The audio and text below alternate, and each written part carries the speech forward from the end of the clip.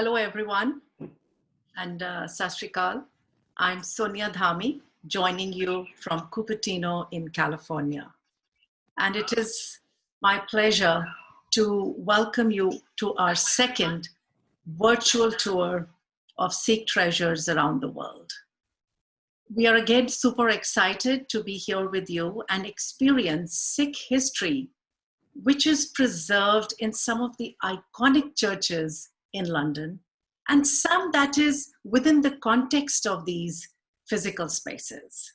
Please do share this video by clicking the share button that you see on your screen so that your friends can also join in and enjoy this free tour that is being conducted today. So my co-host today is Ranveer Singh, who is joining us from London.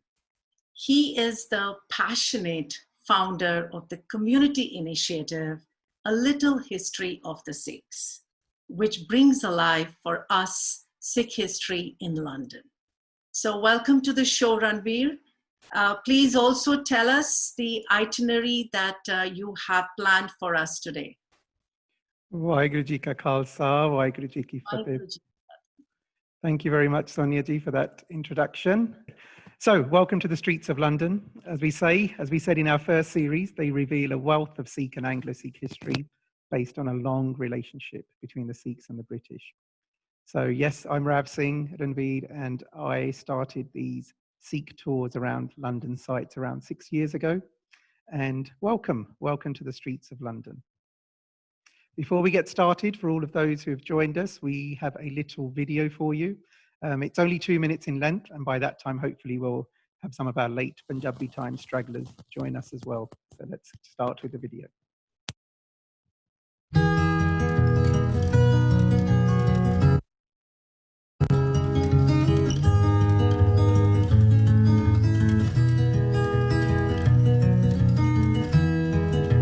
Have you seen the old man in the closed down market, kicking up the paper with his worn out shoes? In his eyes you see no pride, and held loosely at his side, yesterday's paper telling yesterday's news. So how can you tell me you're lonely, and say for you that the sun don't shine? Let me take you by the hand and lead you through the streets of London, show you something to make you change your mind.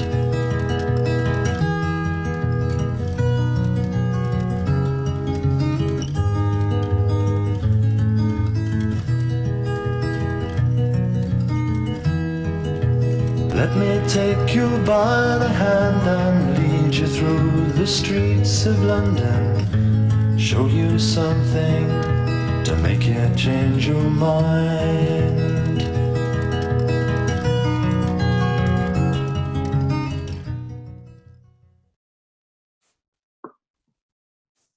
So, welcome to the streets of London.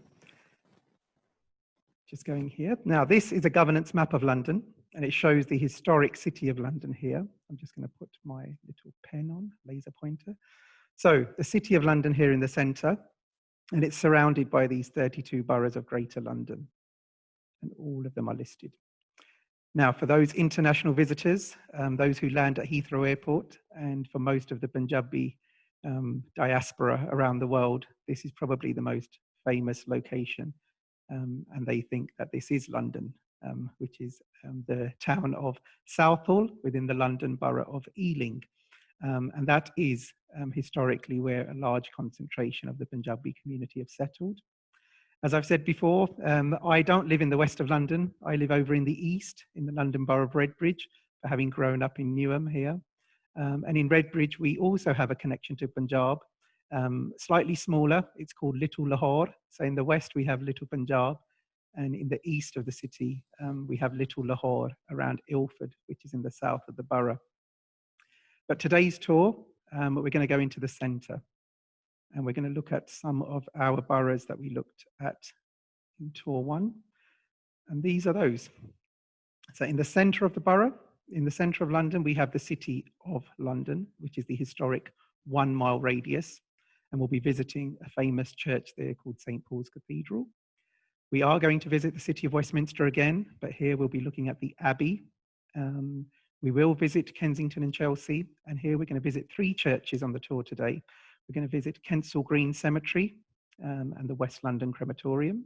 We will visit St. Peter's Church in Eaton Square, and we'll visit St. Luke's Church over in Sydney Street in Chelsea as well. So that's what we're going to do today. We're going to look through. Oh, sorry, by the way, we're also going to visit Southwark, the London Borough of Southwark, and we're going to visit the Pembroke College Mission, just south of the river, across from the famous Tower Bridge. And all of these churches we're going to look into and look at their Sikh histories and the Sikh stories and what they reveal. Our first site we're visiting is Westminster Abbey.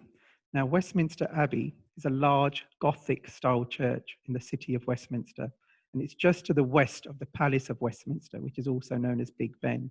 So Big Ben stands somewhere around here, and then we have the Abbey. As you can tell, as I just said, it's the Gothic design. And this design of this church, the construction started in 1245 on the orders of King Henry III. And the church actually isn't no longer a cathedral or an abbey. It has the status of being a royal peculiar.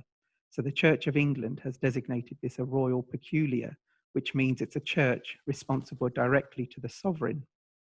Now, as such, all coronations of English and British monarchs have been held at this abbey since 1066. Inside the abbey, you'll find that there have been 16 royal weddings since the 1100s, and it's also the burial site of more than 3,300 people of prominence in British history. So just think, this abbey, beneath you when you're walking around, there's 3,300 people that are buried here. These include quite famous people like Isaac Newton, buried here in 1727, Charles Darwin, buried here in 1882, and more recently, Stephen Hawking, who was buried here in June 2018. Now, given the topic of the recent weeks we're in, William Wilberforce is also buried here. Now, he's the person who led the movement to abolish slavery in the United Kingdom and across its plantations across the empire. And he was buried here in 1833. Now, you can walk around this abbey and you'll be stepping on the crypts and the burial chambers of these great individuals. But there's one area in the abbey that you're not allowed to walk across, and that's the tomb of the unknown warrior, an unidentified British soldier who was killed in a European battlefield during First World War, and he was buried here in 1920. Now, talking about burials is why we're here. There's one individual buried here who's closely associated with the Punjab. So let's take a look. And it's this gentleman here. His name is Major General Sir John Malcolm, and he lived from 1769 through to the 30th of May, 1833. Now, he was a Scottish soldier, a diplomat. He was an administrator for the East India Company, a statesman and a historian. Now, he's in the north chamber of the abbey. So just above his crypt is this magnificent statue. And here is the epitaph. And the epitaph, if we read it closely, I'm just going to take some of it. It says, he was employed confidentially in those important wars and negotiations which established British supremacy in India by the indefatigable and well-directed exertion of those extraordinary mental and physical powers with which Providence had endowed him. He became alike distinguished as a statesman, a warrior, and a man of letters. So that's what's written here about Sir John Malcolm. Now, John Malcolm, it's quite interesting. He wrote this book. Called Sketch of the Sikhs, a singular nation who inhabit the provinces of the Punjab between the rivers Jamna and Indus. And he wrote this book quite early He wrote this book in about 1810. So this is just when Maharaja Ranjit Singh's reign had started for about a decade. And he was there watching and writing a sketch of the Sikhs. And we have, in the last week or so, gone through various pages of this book. And it's quite interesting. There's lots in here that's of interest. And I think we will share the Google Play link so you can download this book for free. You can download it and you can read how people viewed the Sikh nation nearly 210 years ago. And what was interesting, it said, although it's just a sketch of the Sikhs, he wrote, "It will be useful at a moment when every information regarding the Sikhs is of importance." So although he was only writing a sketch, the pages that we've been looking through and reading and discussing over the last week or so, it's interesting that he wrote on page 8 that although I've rushed this and it's quite quick and it's only a short and hasty sketch, he said it will be useful at a moment when every information regarding the Sikhs is of importance. I'm going to come to the Kensal Green Cemetery. Now, the Kensal Green Cemetery in the Royal Borough of Kensington and Chelsea was opened in 1833, and it's one of what they call the Magnificent Seven Cemeteries of London. And it's quite a large space in one of the most expensive boroughs in London. And it does have 3 chapels on site, and this one is called the Dissenters' Chapel in Kensal Green. And we were looking at this place closely, and it's really associated with Maharani Jind Kaur, who became the most powerful woman in northern India. So in February 1861, she was granted permission to travel to England, and she's the first recorded Sikh woman in Britain. Now, after just 2 years of being in Britain and being reunited with her son, Maharaja Dalip, she passed away on the morning of the 1st of August, 1863, in Kensington, in a place called Abingdon House. Now, Dalip Singh was in Scotland at the time, and he arranged for the Maharani's white, sumptuous, velvet-draped and jewelled coffin to be housed beneath the Dissenters' Chapel in Kensal Green.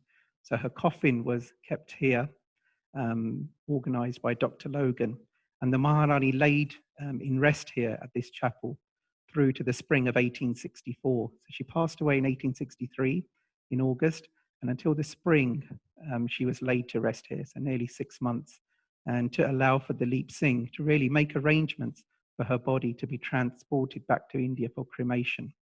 And during that time that she was laid to rest here, awaiting transportation, it's recorded that Charles Dickens visited the Maharani here to pay his respects as well. This magnificent portrait of the Maharani was commissioned by her son, Dalip Singh, when she came to England, like you mentioned, and the painting was done in 1863.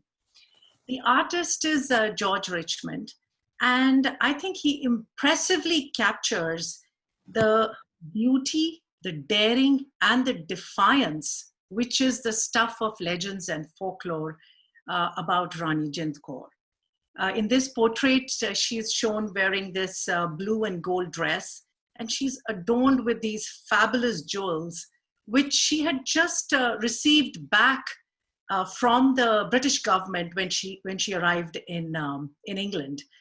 And at the time of this portrait, the Rani is almost blind with cataract, and she's plagued with ill health.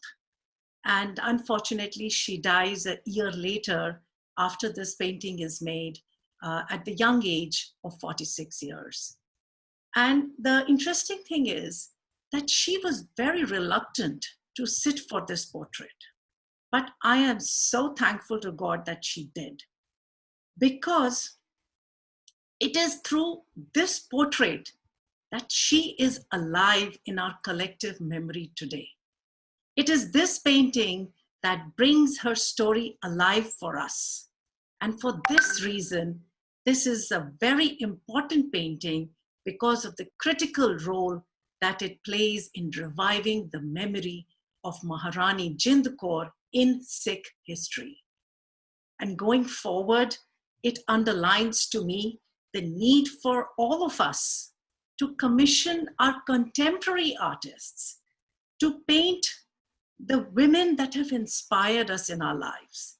And these may be women from our families, from our communities, and to honor them as a tribute to them and to acknowledge their roles in shaping history.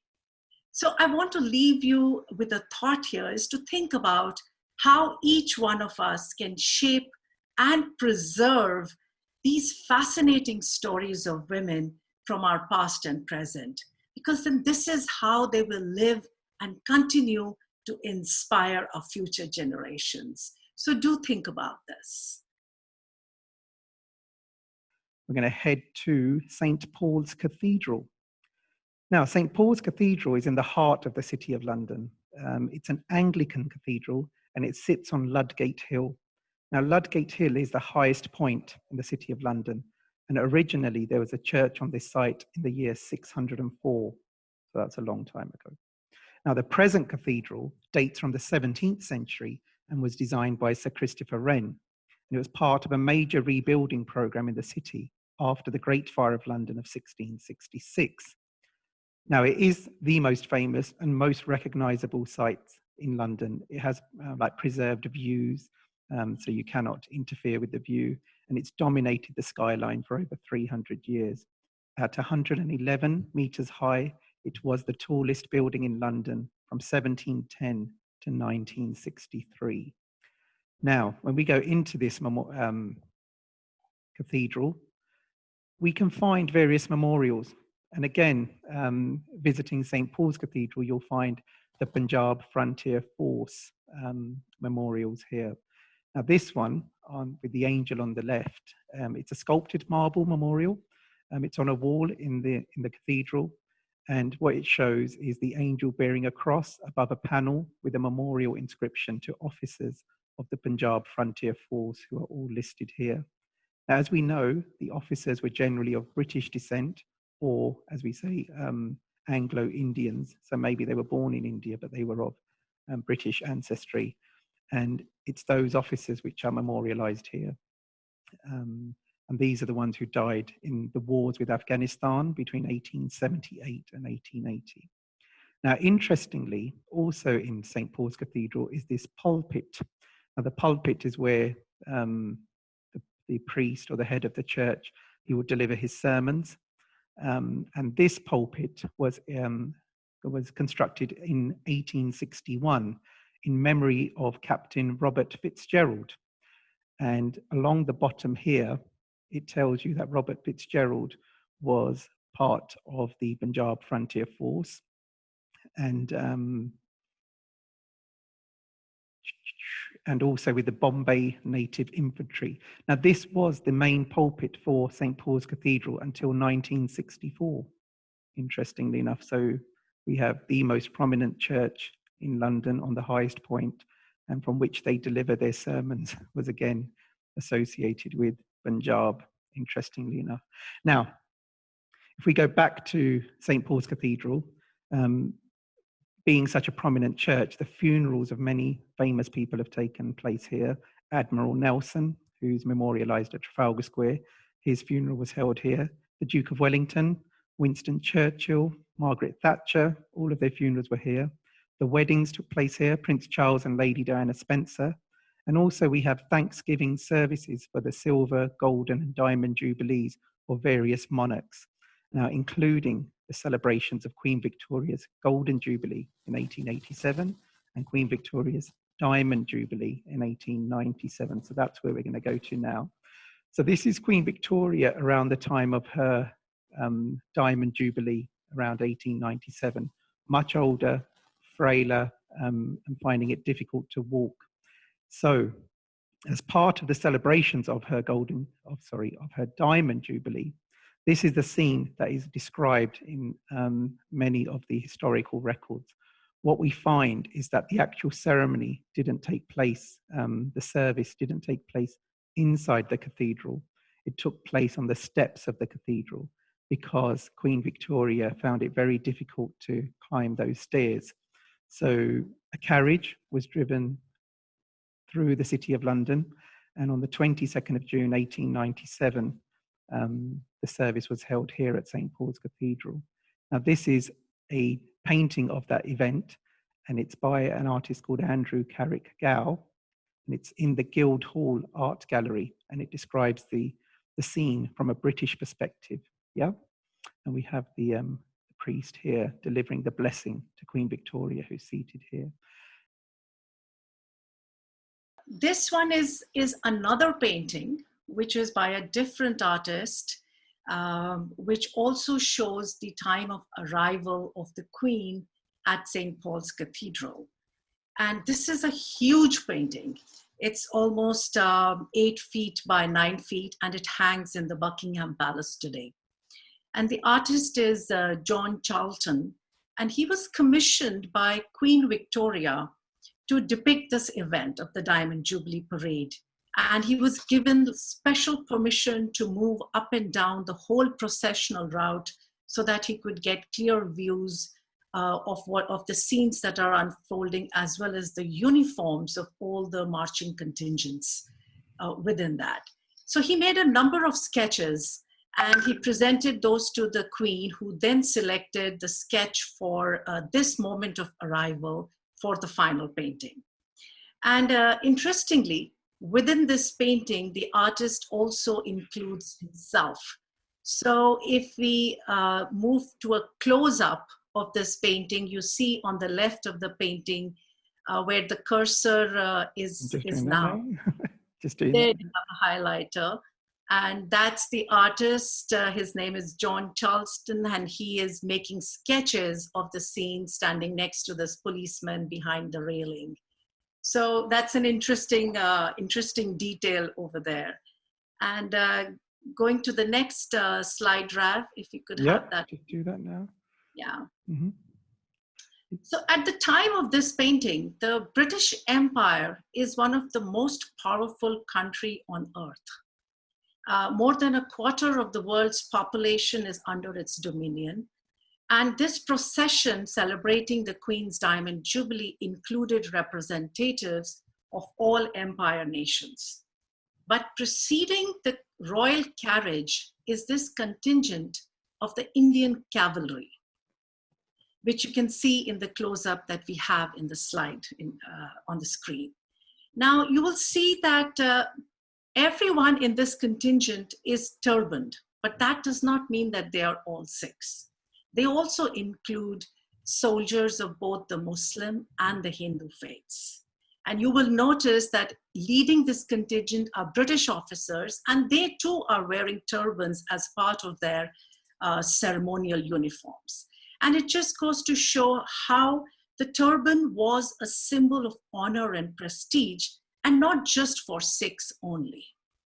And another interesting link that I find that I want to highlight within this painting is that it is these soldiers, this group or this contingent which represents the Indian Army in the Queen's Parade, which stopped over in Canada on their way back from the celebrations.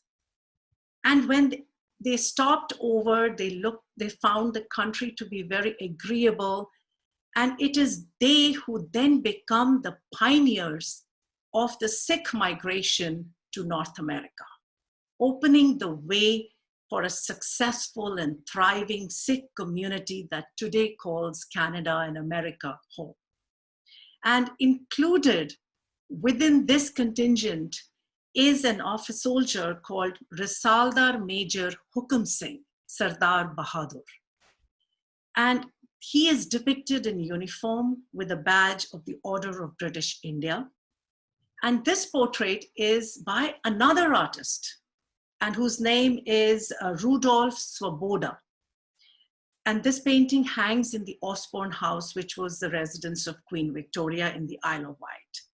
And so similar portraits of many of the members of the Indian contingent were created, were painted by different artists during their stay in England. And this artist, Swoboda, had been earlier sent to India in 1886, given a commission by the Queen to paint 40 portraits of Indians, which he did.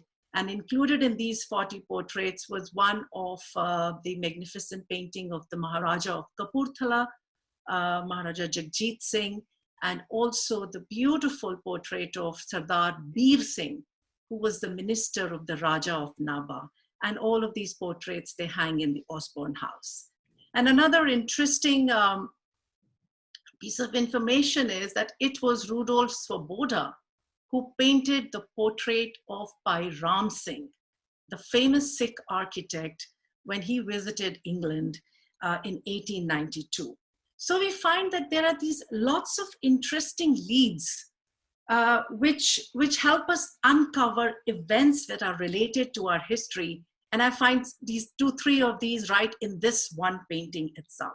So just one painting can really, if we look closely and we try to find those stories within them, can really spark our curiosity.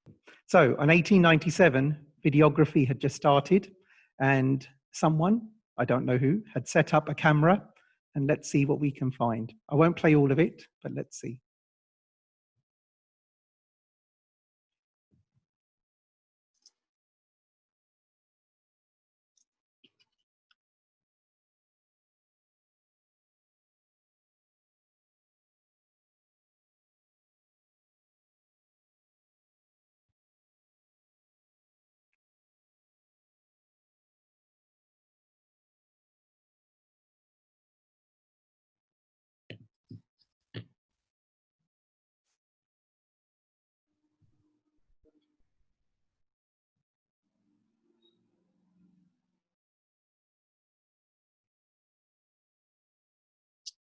And there was the Indian cavalry that had just passed. Here we go.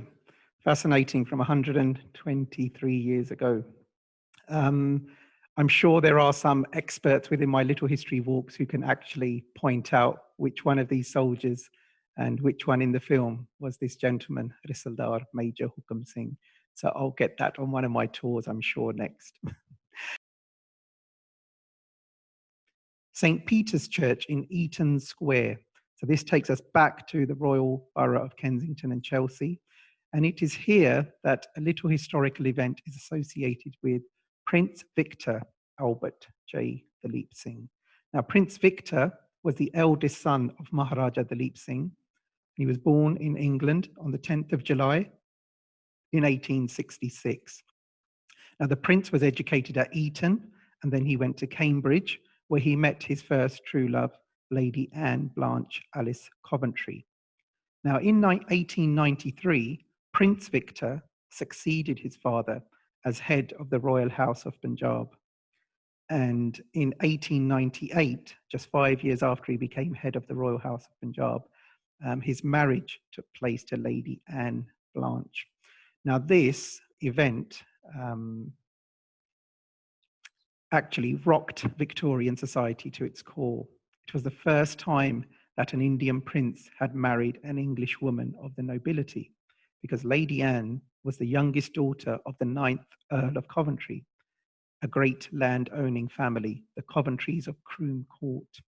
Now, equally controversial was not only a fact that the prince, or the actual Maharaja, was from India, but he was also a declared bankrupt and seriously short of cash. Now, he had a friendship with the Prince of Wales at the time, who later became King Edward VII. And from their Trinity College, Cambridge days, Prince Victor and Prince of Wales, who later became King Edward, were friends. And the Prince of Wales was instrumental in getting the mixed race marriage a blessing by Queen Victoria. So eventually Queen Victoria did give her blessing to this wedding to take place. Now, it was a lavish wedding. It was held at St. Peter's Church. And here in this photograph, you see Lady Anne wearing the jewels of the Lahore court. And this is a photo of their later life. Now, this article we will share. It's from the Worcester News. And equally, I think here Mike Price, who's the journalist here, he actually does credit a lot of the information of his article to Peter Bantz. And Peter is, he runs a website called DalipSinghs.com. But anyone who follows Anglo-Sikh or the Dalip Singh's history will know that Peter has spent most of his adult life researching and collecting on the Dalip Singhs. And I would encourage anyone who takes an interest in this part of history to access his information. South of the river in London is traditionally much poorer than the north of the river. The City of London sits above the river, and the poorer South London historically has been where many of the workers who worked on all of the river trades used to live. Now, this is an image of the Pembroke College Mission, St. Christopher's in Walworth in Southwark. So anyone who knows me when I run these Monopoly tours, this is the cheapest part in London, the Old Kent Road. And just off the Old Kent Road in Walworth is this church called St. Christopher's. Now, the way it's connected all together is basically if you were studying at Cambridge or Oxford, and you studied subjects like theology, or you became prominent in government or politics and things like this, each college would run a mission, and they would run these missions in areas that were very poor. And these settlements were set up by Oxbridge colleges and public schools to alleviate poverty in London. Now, many of the Oxford colleges, the Oxford-sponsored colleges, were in the East End of London, in the north of the river. And Cambridge University historically located their missions in London. So this one was associated with Pembroke College in Cambridge, and there is a Pembroke College in Oxford as well, but this one's associated with Cambridge. Now, we're going to move to the year 1896, when this gentleman on the left, when I do these tours, when I do these talks in my Punjabi school, and I say, can you guess who that is? Everyone says they think that's Father Christmas, right? You can guarantee that one Punjabi school kid would say it looks like Father Christmas. But this is a gentleman by the name of Charles Freer Andrews. Now, Andrews studied at Pembroke College, and then he became the deacon in 1896 and took over the running of the Pembroke College Mission. So he became the head of this church. And after 1896, he sat the exams to travel to India, and he made his way to India in the early 1900s. Now we're going to just fast forward a little bit, and we're going to go to 1922. Now, there's an incident that took place, and that's where this photograph on the right-hand side shows you a group of Akalli Sikhs, and as part of a morcha, or a black flag movement. And Charles Freer Andrews, on the 12th of September 1922, finds himself in Amritsar and hears about this incident called Guru Ka Bagh. And I'm just going to summarize a little bit and then just move on to some articles. But the Sikhs in Punjab are in the throes of a struggle to regain control of their religious institutions. Many of the Gurdwaras, Sikh places of worship, have been taken over by corrupt Hindu priests known as Mahants, and these are being used for antisocial and even criminal activities. The government authorities are content with this new status quo because it is convenient for them if it keeps Sikhs out of their Gurdwara, which in turn keeps them off balance and possibly out of mischief by weakening their participation in the independence movement. But why the Sikhs? Now, the government is worried because this is a people with a high sense of civic involvement. With only 2% of the Indian population, it was contributing to more than 80% of the arrests and sacrifices made to the independence movement. It is a community that they felt had to be kept in check. Now, let's go to the incident. Now, these morchas are taking place, and this is an image from the Punjab Digital Library where you can find out more about the Akalli movement. But I'm just going to really focus on the articles that C.F. Andrews, Charles Freer Andrews, was writing at the time.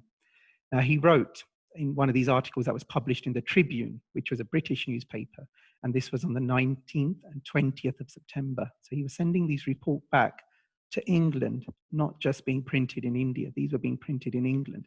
And he said, 1 in 3 of the Sikhs in these jathas had been a soldier and had served during the Great War.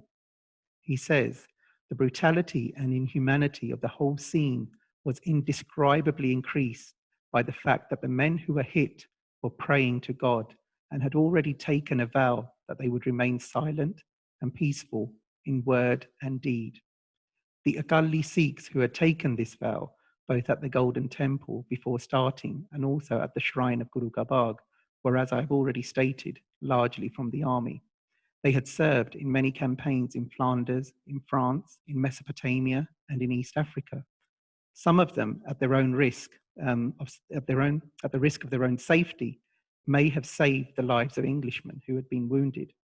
Now they were felled to the ground at the hand of the English officials serving in the same government which they themselves had served. And he continues, "It was very rarely that I witnessed any Akali Sikh who went forward to suffer, flinch from a blow when it was struck, apart from the instinctive and involuntary reaction of the muscles that has the appearance of a slight shrinking back. There was nothing, so far as that I can remember, that we called a deliberate avoidance of the blow struck. The blows were received one by one, without resistance and without a sign of fear." And he concludes one of these long articles and he says, "A new heroism learnt through suffering has arisen in the land. A new lesson in moral warfare has been taught to the world." Now, for those interested, you just have to note these dates. 1922, a new heroism learnt through suffering has arisen in the land. A new lesson in moral warfare has been taught to the world. And I think my colleagues are going to share a full article on this, where we have a full detailed account of who learnt from this new heroism, who learnt through this suffering, and who is being attributed with moral warfare across the world. So when I was growing up in India and we were taught the history of India's freedom struggle, C.F. Andrews was a prominent personality in that, in support of India's freedom from Britain. And he was a very close associate of Mahatma Gandhi. He knew Rabindranath Tagore very well, and also B.R. Ambedkar, the Dalit leader, and who goes on to draft the Indian Constitution. Despite being a very close supporter and associate of Mahatma Gandhi, C.F. Andrews strongly disagreed with Gandhi on one important point, which was Gandhi's support to the recruitment of Indian soldiers for World War I, because he felt that this went completely against the principles of nonviolence. So this is very interesting that despite this, the world still considers Gandhi as the unequivocal proponent of nonviolence. So sometimes similar episodes get overlooked in the narrative, and the narrative is formed, which is unfortunate. But it is important to know these details so that we can form a balanced opinion. And then Gandhi does go on in 1930s is when we have the Salt Satyagraha, or that is called popularly as the Dandi March, which is world famous today, and everyone knows of how non-violent protest and civil protest against the British government. So it's really like taking a leaf from the book of this Akali movement, or the morcha that the Akalis had for the liberation of the Gurdwaras, and then being inspired by it, leading to the Dandi March. So this was something which I found very inspiring of C.F. Andrews, who stood his ground and maintained his position on nonviolence. Another very important contribution of Andrews can be placed in the context of the Black Lives movement that is happening today. Now, in the early 20th century, indentured labor was sent from India to work on the sugar plantations in Fiji, where the conditions were practically slave-like and similar kind of conditions. Now, C.F. Andrews visits Fiji and he writes a report which helped to end this practice in the British Empire. And in this report, he also mentions the Sikhs, who had mostly come to Fiji not as indentured labor, but as policemen and teachers.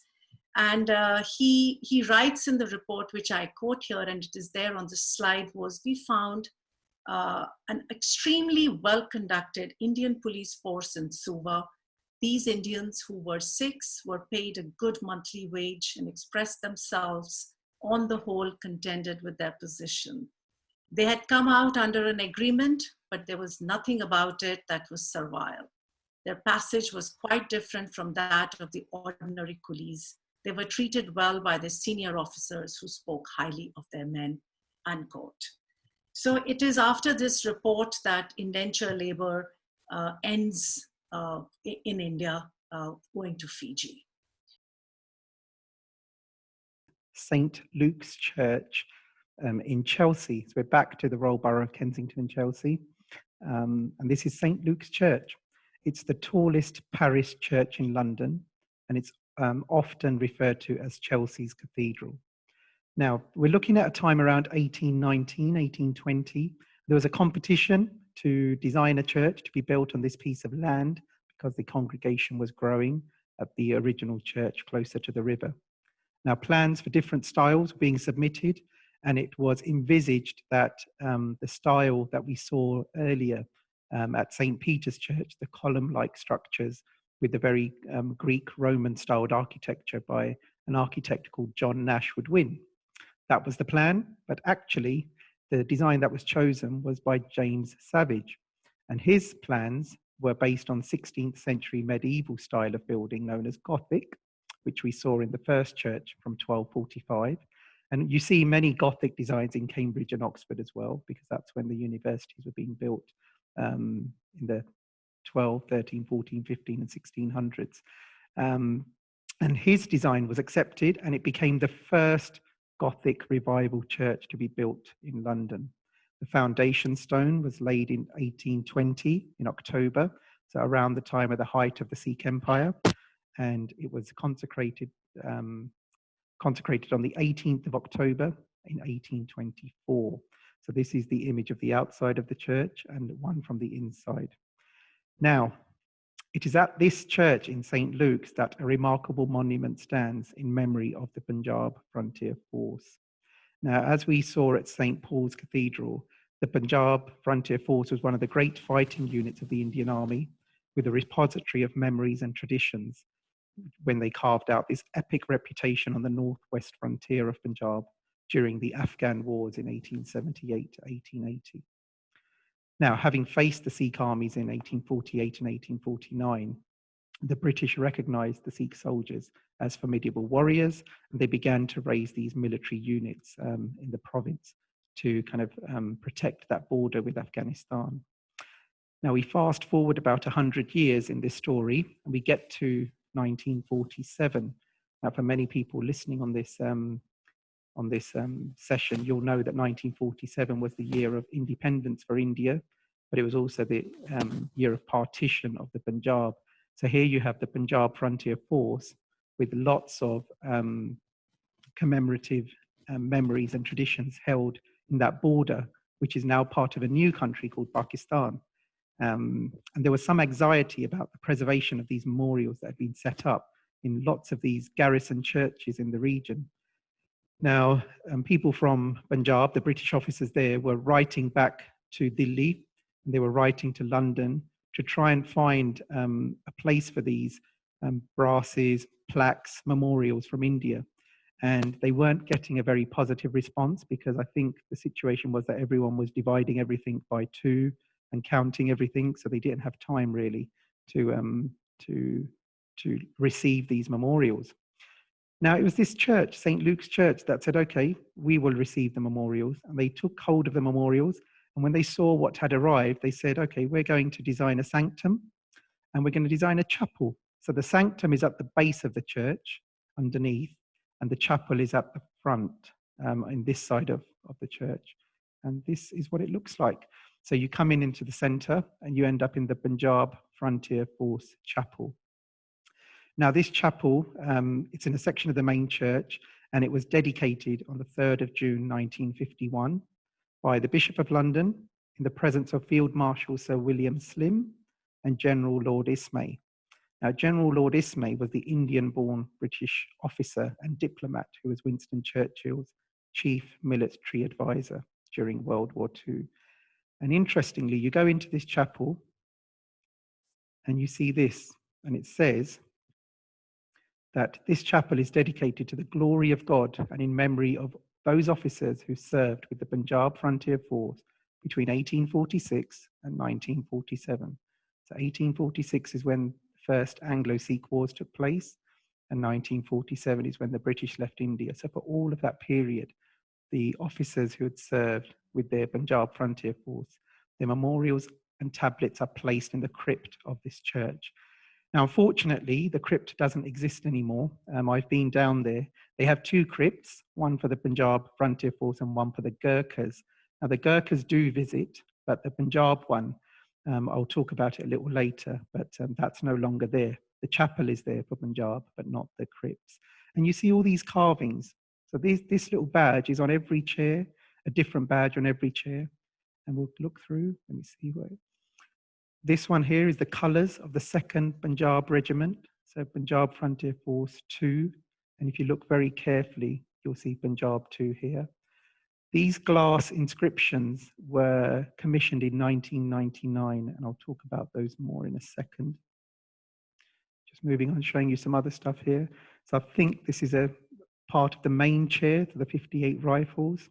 Then you have the 2nd Sikhs. That's the flag here of the 2nd Sikhs as well. And then you have all the cushions. And again, the 2nd Sikhs, I've picked them quite a lot, the 2nd Sikhs in this one. Very good. And you go on. So this is what we do on our tours. We go to the Punjab Chapel.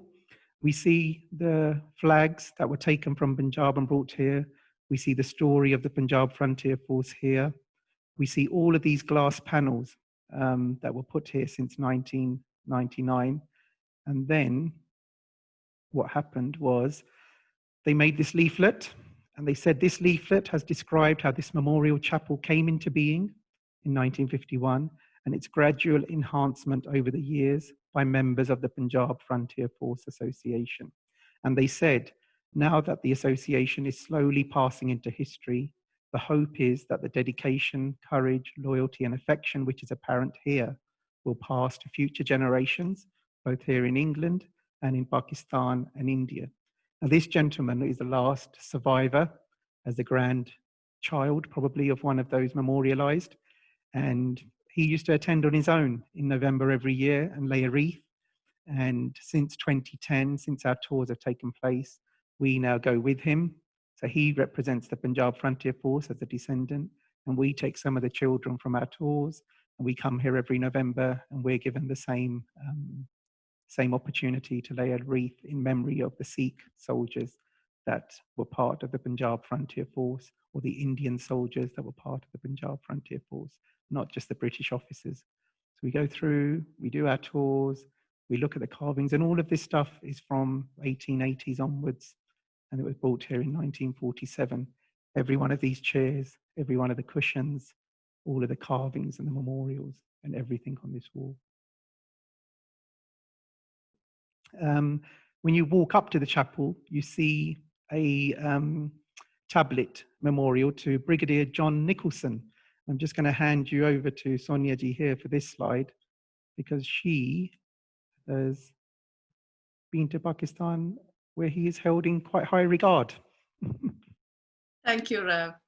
Yes, so when you mentioned to me that within the chapel there is a memorial tablet dedicated to John Nicholson, I immediately became very interested, because during my visit to Pakistan, we visited an obelisk, which is right outside of Islamabad, dedicated to Nicholson, who died at a very young age during the siege of Delhi, during the Indian Mutiny in 1857.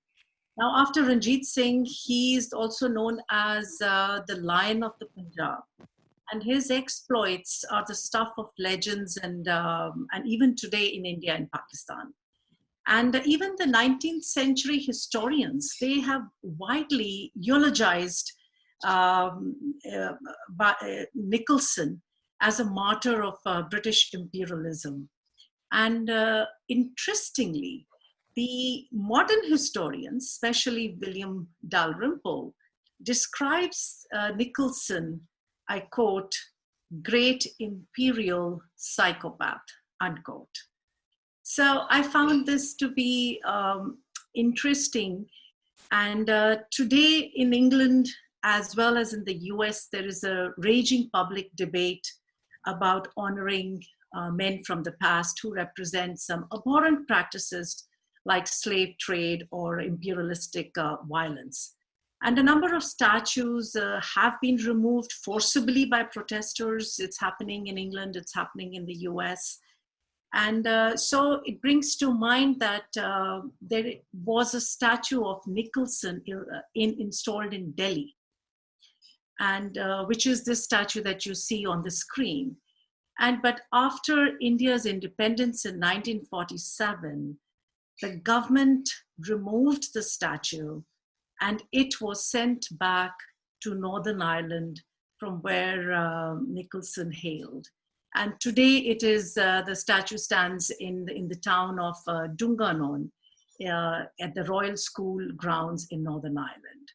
So it's kind of very interesting of how history had been treated. There is a precedence of the statue controversies that are going on.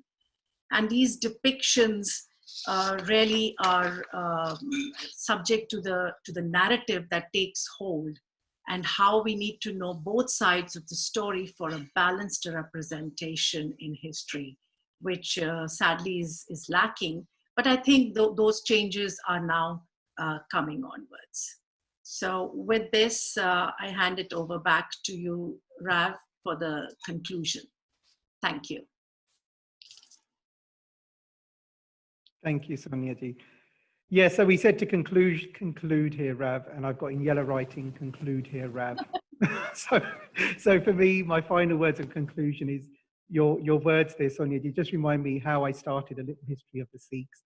I bring the Sikh stories in through the buildings, through what children can see, what families can see, and then we connect it all together. Because for us, we're British-born Sikhs. You know, we don't have that village, town, Delhi, Punjab, Amritsar history that our grandparents or parents bring and tell us about in London. You know, so the whole point of Little History of the Sikhs was, don't forget your Sikhi. You can connect to it through the streets of London. So that's why we do the tours. And that's why there's always a balanced dual aspect to the story. And then I just encourage the children to read, because that's the way you're going to learn more, not through listening to me or anything. It's going to be through reading. So that's my concluding remarks for you. And I'll hand back to you for your concluding remarks. Thank you, Rav. So today's tour has been immensely thought-provoking hour for me.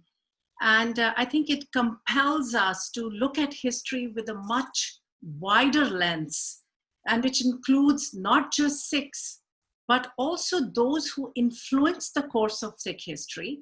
And I believe they themselves have been influenced by us. So I think it is these intersections of culture, religion, people, traditions, from where all these fascinating stories are actually emerge. And it is these stories that help us place ourselves in the world today, and be comfortable with the multiple identities that define each one of us. Like you mentioned about being a British-born Sikh and, you know, being British as well as Sikh, but not having that connection. So it's a different identity than what I have, but then each one of us is comfortable because we have the knowledge of our past. And we have an understanding that how we are all connected at different levels in the past, even today, and I think going forward as well. And so I hope each one of us will embrace the past as it was and continue to learn valuable lessons from it, because our collective scholarship and our ownership of our history will guide us how we create our future. So Sikh history is not always only about Sikhs. I do want to also say that we would really appreciate your feedback, because and we thank you for your support, for joining us today, for all of you who've taken the time. And it's really, if we get the feedback and we have the support of yours and your friends, only then we can continue doing these shows. So please feel free to send us your comments, and please do share it with your friends and wider circles.